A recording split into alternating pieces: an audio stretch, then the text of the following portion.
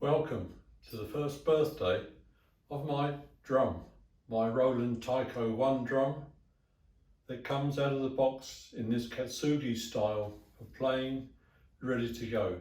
Today I'm going to show you three major transformations that took place with this drum during the first 12 months.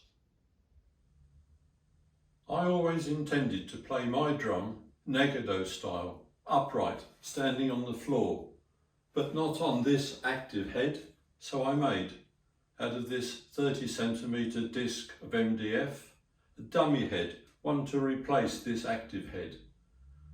This one was to have some legs put on the bottom to get the drum up to about the right playing height. A quick but essential exchange of the dummy drum head onto the base of the drum allows me then to sit it down on the floor, standing in the attitude that I wanted to play in, and all I needed to do was then to add 4 legs, and it would then be standing at a convenient height. Frankly, the first attempt wasn't good enough. It wasn't sturdy enough, it wasn't stable enough. It hadn't got a heavy enough base for the heavy drumming that was being applied to it. So I resorted to something a lot more beefy. And to do that, I was fortunate to find that we had a local community woodworking shop, and in it there was a computer controlled router table. It's that I used to make this. It becomes clearer when I can demonstrate that this section comes out of here and that a pair of those then produces a 2-part stand that can be clipped together. This was the first attempt at making the stand to go with the dummy head. So here we are, the same drum, but this time with the more substantial base. It's got the dummy drum head here and the new stand here. A couple of small clips, just attach it. There we have the dummy drum head.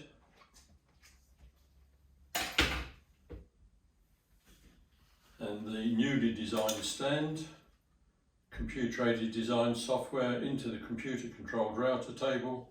I think it went that way on the diagram that you saw on the piece of plywood. They slot together and the drum fits on. Much happier with the result. I was of course wondering what I was going to do with the second active head, and by good fortune, walking into the local DIY supermarket, I saw a display of bar stools. And I'm thinking roughly the same height for the playing height of the drum. If I was going to be really lucky, when I take the seat off, there's going to be a nice circle, exactly the right size to fit the drum head. It has to fit on this active, very substantial ring here. It's the one with the square holes that the rods were fitting into. This is the strong part of the head. And in the Roland manual, it explains how you can use plastic ties, slot them through there, through the square holes, and attach that around a metal post. This fitted exactly what we wanted. Small addition of a rubber bung. In fact, it's the same rubber as I used on the non-slip for the stand. They got stuck on, 4 of those, and 4 plastic ties, and the head is in place. I should point out that I had to attach a small cable, a trigger cable, and that has of course got to be connected to the same drum module that we're playing with here. And I've done that by putting an extension cable around, sticking them together I did use the expanding one just in case I move one drum without thinking about the other one. And there I have two Negado style upright drums for the price of two pieces of plywood, one for the dummy head, one for the stand, and the bar stool. That's £10 each for the plywood, £20 for the stool, for £40. Here in England I do now have two active Negado style drums out of the one Taiko-1. The bar stool version of the second drum worked very well and we used it for a very long time. But as experience grew, I wanted to take the drums out to do small performances, to share what we were doing with other people, hopefully to attract other people to join us. And frankly, it really didn't look the part.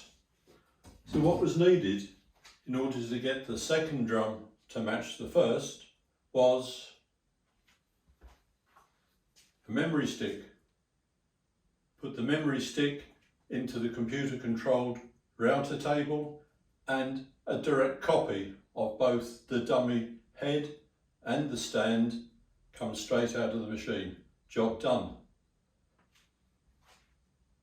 You've noticed Christmas time arrived just in the nick of time, and so for Christmas we ordered another set of 8 rods from Roland to supply the better looking combination of drums. So that was the addition that made it look really, really nice. Could point out at this stage just exactly what we do have.